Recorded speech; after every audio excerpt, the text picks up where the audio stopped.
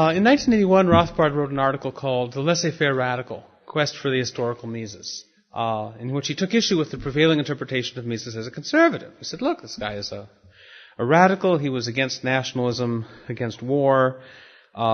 He believed in secession down to the village level, in principle down to the level of the individual. He believed in open borders. He analyzed society in terms of class conflict. He was a rationalist critic of religion. He was an admirer of the French Revolution. So in all these respects, he seems radical rather than conservative. 10 years later, Jeff Tucker and Lou Rockwell wrote an article called The Cultural Thought of Ludwig von Mises, in which, while not disagreeing with anything that Rothbard had said, made the case for the respects in which Mises could be regarded as conservative. That he was a traditionalist about family and gender and marriage, that he praised Western civilization as superior to all others. He was a critic of mass culture, and so on. So I just wanted to talk a little bit about respects in which Mises can be viewed as a radical, respects in which Mises is apparently not a radical. What can we make of this? Well, first it depends exactly what we mean by radical. There are, it seems to me, at least 3 different ways the word is used. And one of the ways is going to turn out really to be 2 ways in itself, so it's really 3.5 or 4. In one sense, when we say radical, we simply mean extreme. Extreme of anything. So if something is really extreme or thoroughgoing, goes sort of all the way consistently in some direction, and we call it radical. So this is radical as opposed to moderate. Radical as opposed to wishy-washy. There's another sense, we may call it a political or an ideological sense, where being radical is opposed to being politically and or culturally conservative. And you can see that these 2 senses aren't going to be quite the same. Someone who's really extremely conservative would count as a radical in the sense of being, extremely in some direction, but they wouldn't count as radical in the sense of being extremely opposed to conservatism. Then there's a third sense, which is also connected to but distinct from the others, where radical means someone who seizes things by the root, that's the original root meaning of radical, and someone who thinks that you have to analyze social phenomena in terms of their connection to a whole totality, that they don't believe in merely local fixes. They think you in order to change one thing, you have to change a lot of different things. And so therefore, someone who's radical in that sense, this is the sense that someone like Chris Cabrera has spent a lot of time talking about connections between radicalism and libertarianism. In that sense of radical, you can see it's connected to the other 2, but not identical with them. Well, so let's take the simplest sense. Radical just meaning advocating an extreme version of whatever it is you advocate. So if what Mises advocates is a priorism in methodology and free markets in economics and politics, then it seems safe to say that he counts as radical in both senses. His version of methodological a priorism is extreme in the sense that it's very thoroughgoing. He never claimed to have originated this a priori method. He thought it was implicitly the method of most previous good economists. But it's much more explicit, much more consistent. Likewise, in free markets, he wasn't the only guy around who was talking about free markets, but compare him with other people like Milton Friedman, other free market advocates. He's clearly much more thoroughgoing in his advocacy of free markets. People who are usually thought of in the mainstream as extreme free marketers, like the German ordo liberals, whom Mises called interventionists, or the Mont Pelerin people that Mises called a bunch of socialists. You can see that in that sense he is extreme. Again, this is extreme in a value-neutral sense. Sometimes people use extreme as though it's a bad thing. Obviously, it seems to me it depends what it is that you've got an extreme amount of, whether that's a good or a bad thing. And being extremely free market is not something I regard as a bad thing.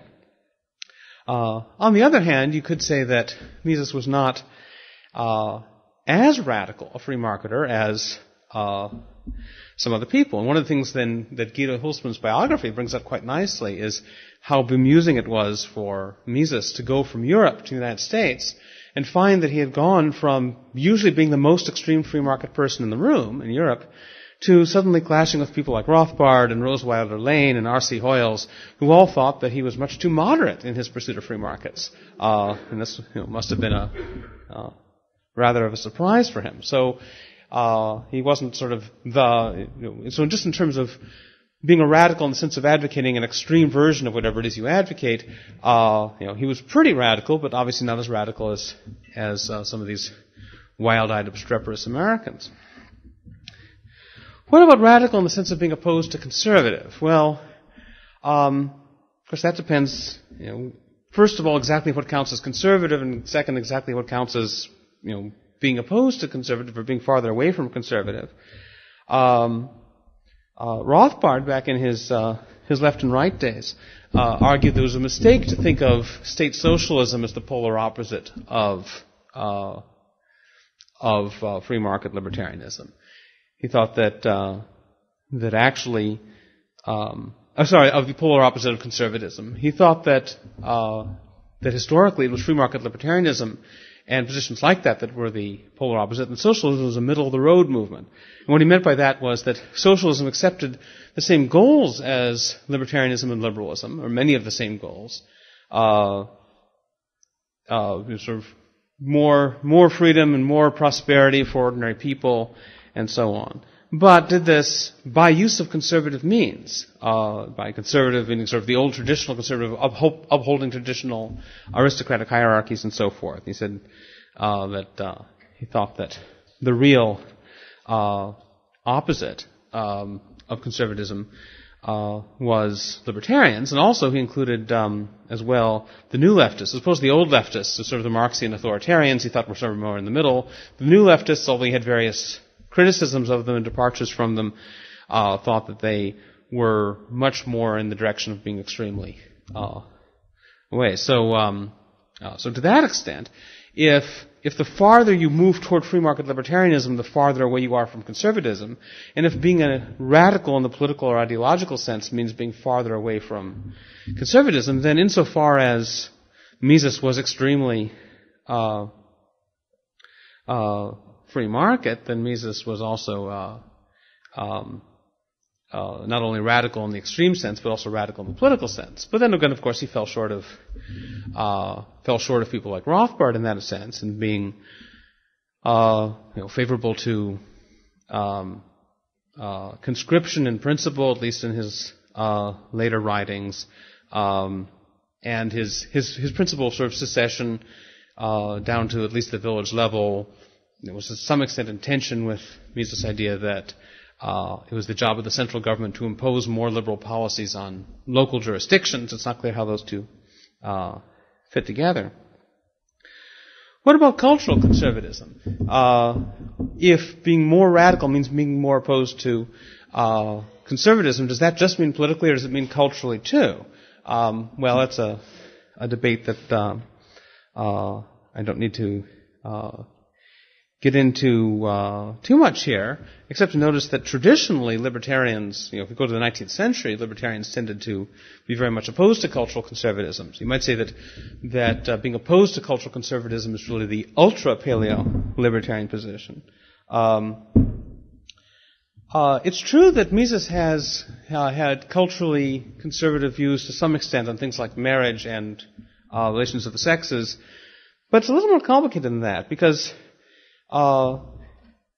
if you look at what he says about marriage, on the one hand, he's very critical of feminism and critical of the free love movement, and both of them he associates with socialism.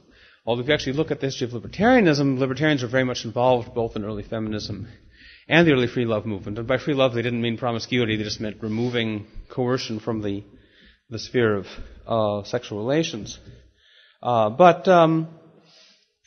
What exactly is his view on marriage? Well,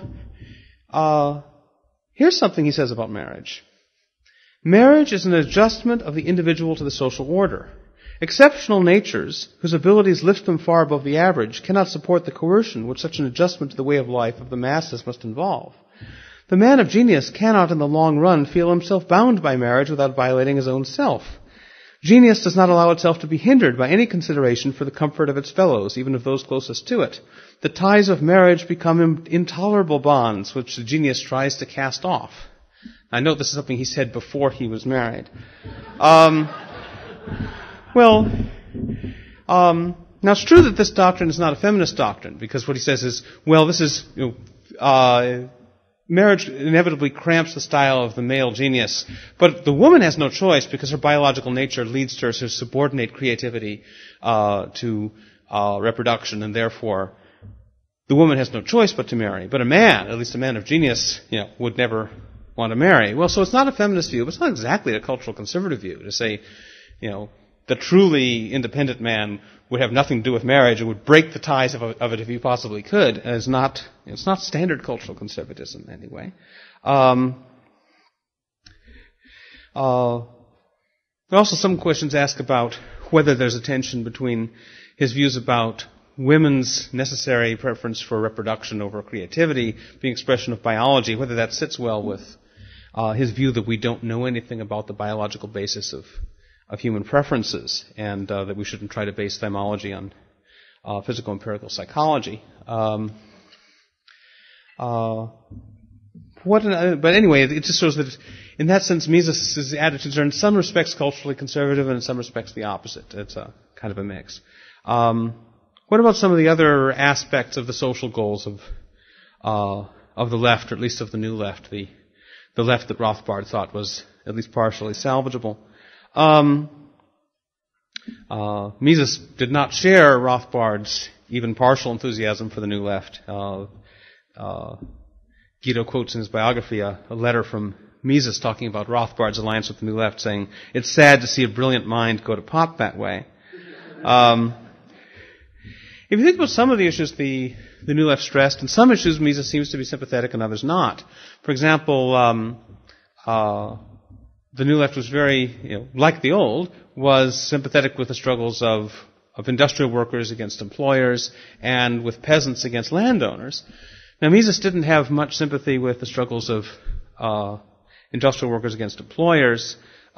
He, in fact, refers to the workers as dull beneficiaries of the capitalistic system who indulge in the delusion that it is their own performance of routine jobs that create all these marvels. And he says, well, really, it's not the workers are just sort of droning away, and it's really the employers who employ all the entrepreneurial skill. I'm not sure how he knew it was only the employers who were involved in that. But anyway, he was not sympathetic to the left on that. But when it comes to peasants, he's a bit more sympathetic. He has this view that the existence of peasant societies where you have vast holdings of land owned by a few small landowners and all these people working as serfs on it, he thought that was very unlikely to arise from pure market forces. He thought that that sort of thing almost always arose from government intervention on behalf of the landowning class, and therefore he held that if you opened it up to free markets, those vast land holdings would quickly get eaten away. And he also thought that the peasants who were working on those lands were by and large the descendants of the people from whom the lands had been taken in the first place. Now his attitude toward this is a bit different from Rothbard's. Rothbard's view was that the land, when we can establish that these peasants really are the descendants of the original people from whom the land was expropriated, then the land should be returned to the peasants. Mises didn't think that, partly I think because Mises doesn't have this natural rights view of property, but Mises did think that in fact just letting free markets operate would tend to get rid of this landowning class. Moreover, part of his objection to immigration controls was he thought that this was a way in which vast areas of uncultivated land were being kept out of cultivation, and that people, so in certain sense he was anticipating some of Walter's views on it's being wrong for people to bar off some area of unhomesteaded land and prevent it from being homesteaded. Although Mises' reasons for that weren't rights-based, they were sort of utility-based. Also, when he talks about colonialism, he sounds as new lefty as anybody. He says, the basic idea of colonial policy was to take advantage of the military superiority of the white race over the members of other races. The Europeans set out, equipped with all the weapons and contrivances that their civilization placed at their disposal, to subjugate weaker peoples, to rob them of their property, and to enslave them.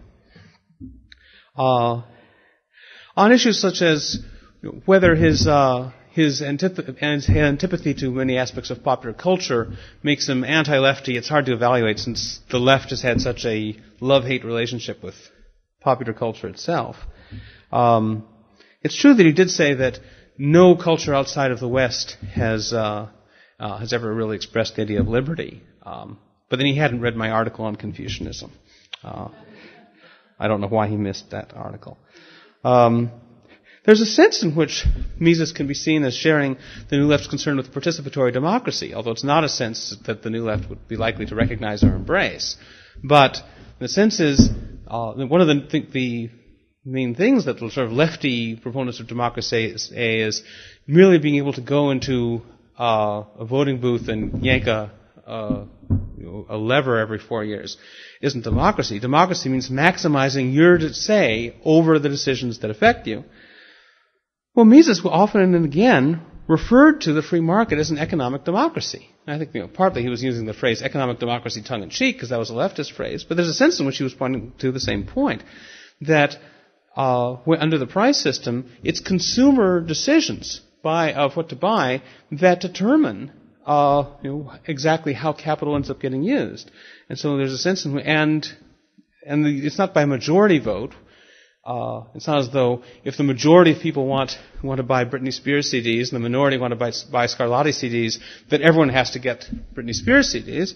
Rather under the market, those who vote for Britney Spears CDs get those, and those who vote for Scarlatti CDs get those, and those who want both get both, and those who want neither get neither. So there's a sense in which, in this ideological sense of being opposed to cultural conservatism, although he's certainly more culturally conservative than he is conservative politically, he's not quite as culturally conservative as he might seem. What about this dialectical sense, as we might call it, of radicalism being about not viewing things in isolation, but viewing things as part of an overall interconnected system, and therefore thinking that change involves changing the whole system? Well, he talks that way too.